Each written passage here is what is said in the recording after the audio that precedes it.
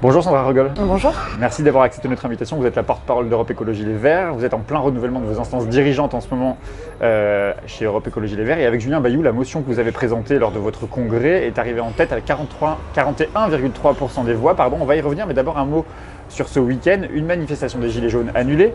Un collectif qui a rassemblé 23 associations, dont les Gilets jaunes, Extinction Rebellion, qui voulait créer une maison des peuples, qui a été évacuée d'un bâtiment pourtant vide d'occupation par la police, évacuée évidemment. Une manifestation d'extrême droite a été autorisée ce week-end. Qu'est-ce que vous vous dites? Quel regard vous portez sur un week-end comme celui-ci qui vient de s'achever?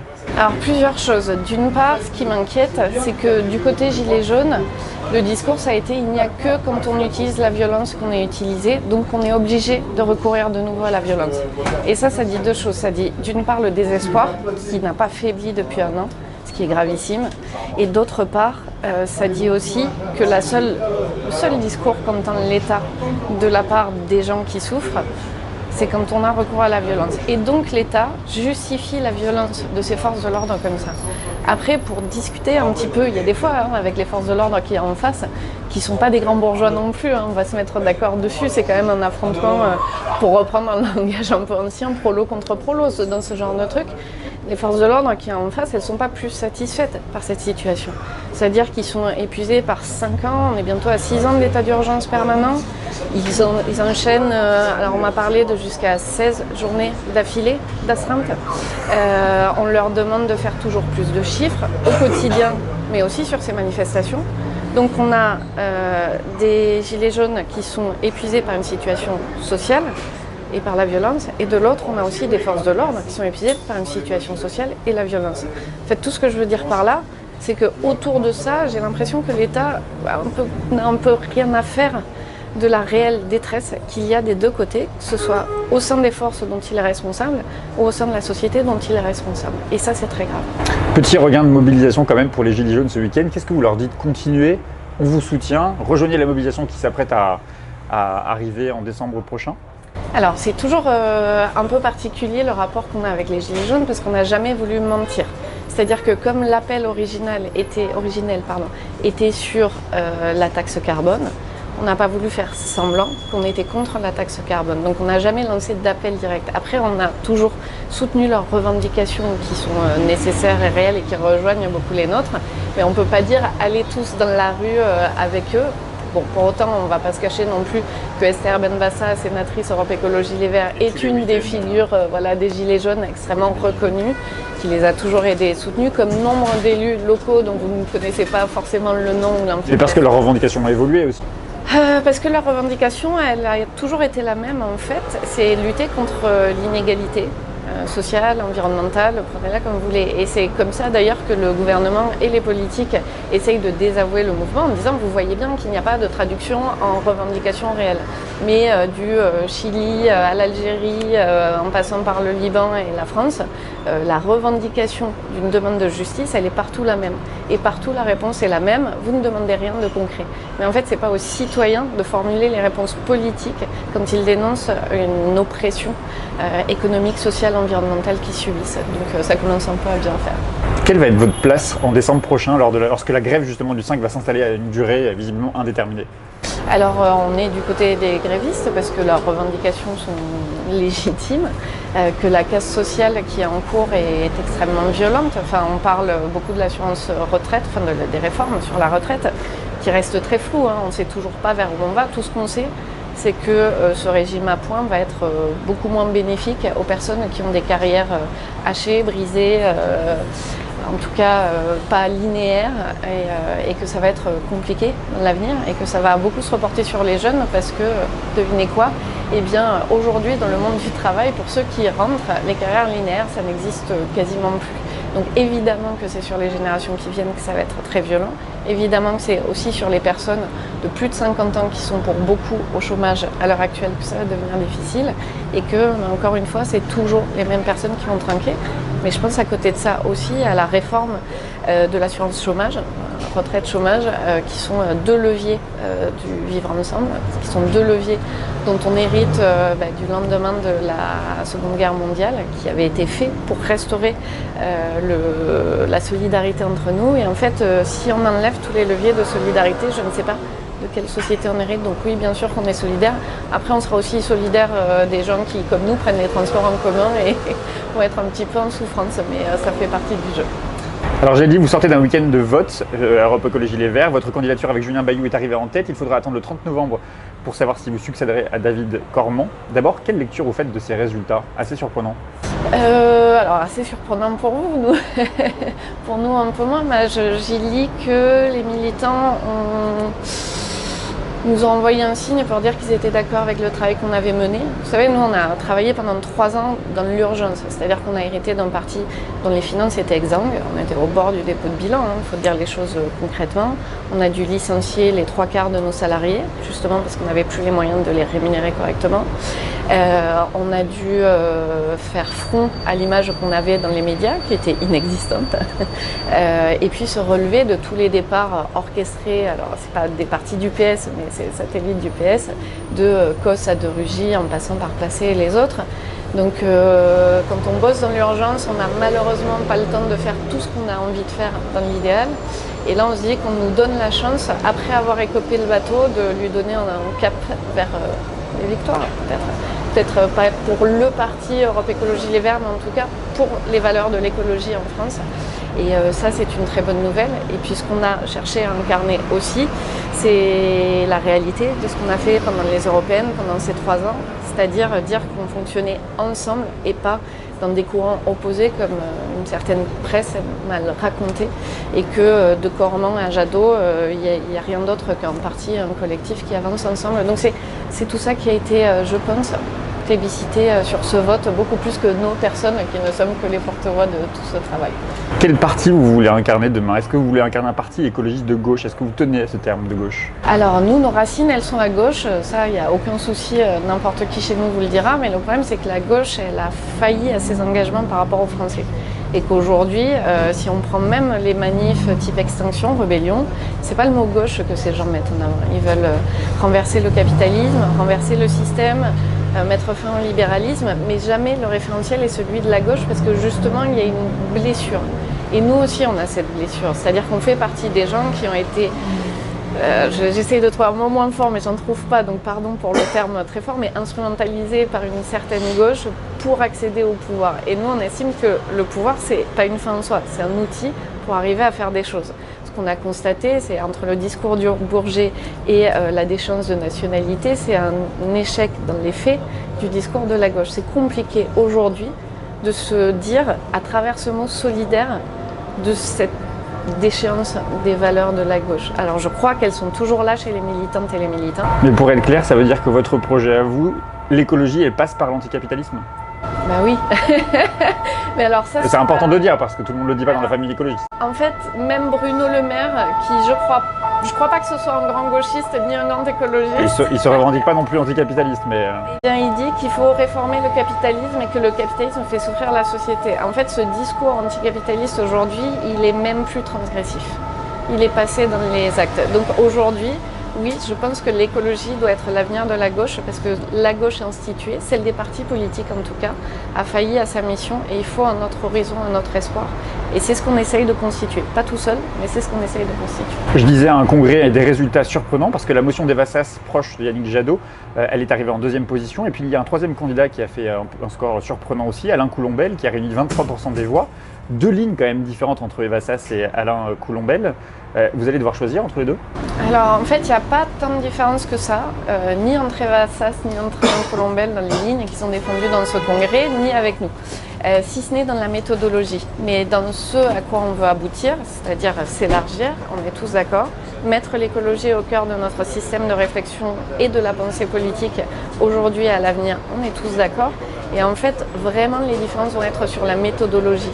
À partir de quand et avec quels outils on s'agrandit, à partir de quand et avec quels outils on fait avec d'autres. Mais après, sur les autres en question et sur la façon de faire avec les autres en question, en fait, enfin sur le comment, vers où on va avec les autres en question, on est tous très raccord. Donc je ne suis pas très inquiète de ce qu'il y aura après. Au tout début, on avait lancé une initiative de rassemblement. On va peut-être pouvoir arriver à la finaliser sur ce second tour. Sur le fond, sans doute, pas grand-chose vous distingue, mais sur la stratégie, effectivement, quand même, on entend quand même une voix se porter, se tourner plus sur un rassemblement très large qui pourrait d'ailleurs rassembler jusqu'à des personnalités comme Jean-Louis Borloo, comme l'a dit Yannick Jadot d'ailleurs, alors qu'Alain Coulombelle est plutôt sur une ligne, il faut rassembler toute la gauche. Oui, on est plus sur de la méthodologie, c'est-à-dire que je ne pense pas qu'Alain Coulombelle, qui est un ami et que je connais bien, exclut de fait les gens qui veulent venir vers nous. Au contraire, c'est ce qu'il explique. Et vice-versa de l'autre côté. Et en fait, c'est juste par où on commence et à partir de quand on commence. Et les différences vont être plutôt là-dessus. Mais, et peut-être, si une différence avec Alain, ce sera l'emploi du mot gauche, qu'il revendique beaucoup plus volontiers. Là où ma génération a plus de douleur à l'employer, mais parce qu'elle nous a un peu déçus, cette expression. Une des premières missions qui sera la vôtre, si vous êtes le 30 novembre prochain, les nouveaux patrons des écologistes, c'est les municipales. Pour le moment, dans la plupart des villes, c'est la stratégie de l'autonomie qui l'emporte. Ça vous va comme stratégie? Alors moi, je parle jamais d'autonomie parce que l'autonomie, c'est un truc qu'on disait par rapport au PS. Et en fait, notre parti ne vit plus par rapport au PS depuis très longtemps. C'est là c'est ce qu'on a arrêté de faire. Donc non, il n'y a pas de stratégie d'autonomie. On a des listes écolos. Et en fait, si vous me trouvez une seule liste, enfin peut-être 2 listes en France où on est tout seul, je vous offre du champagne parce qu'en réalité, on n'est jamais tout seul. Soit on est avec des collectifs citoyens, soit on est dans des archipels, soit on est dans des initiatives de gauche et écologie, soit on est dans le rassemblement des écologistes, mais on n'est jamais tout seul. Parce que justement, pour gagner, c'est mieux d'y aller ensemble. Et surtout, la tradition des écolos depuis 20 ans, c'est toujours d'avoir des listes citoyennes. Donc de toute façon, les écolos ne sont...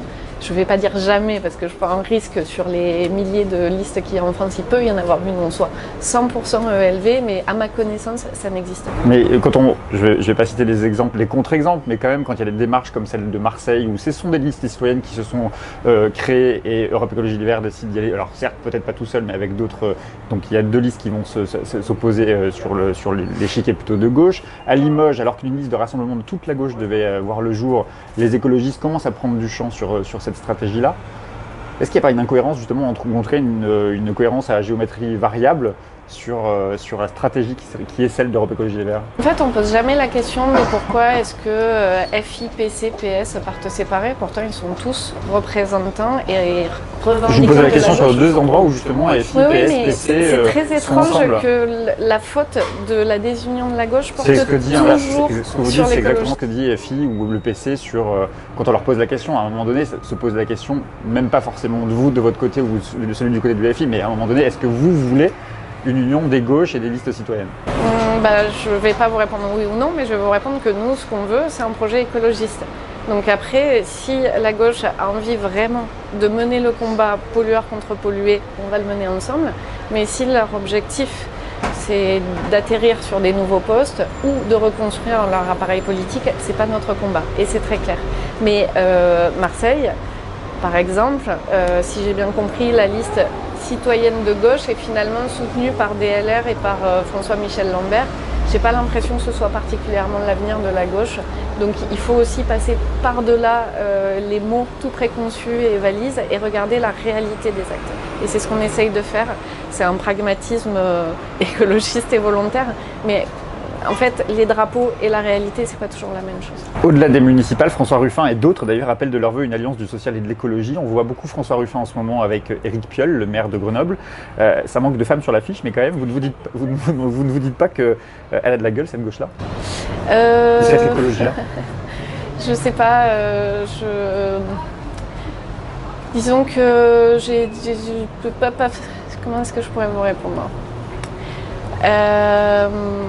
En fait, ce qui se passe là-bas, ça ressemble à ce qui se passe à Toulouse, ça ressemble à ce qui se passe dans plein de villes en France où on lance des initiatives citoyennes. La particularité là-bas, c'est qu'il y a 2 hommes très reconnaissables qui mettent en scène leur union, c'est très bien, vous avez raison de souligner que ce ne sont que des hommes.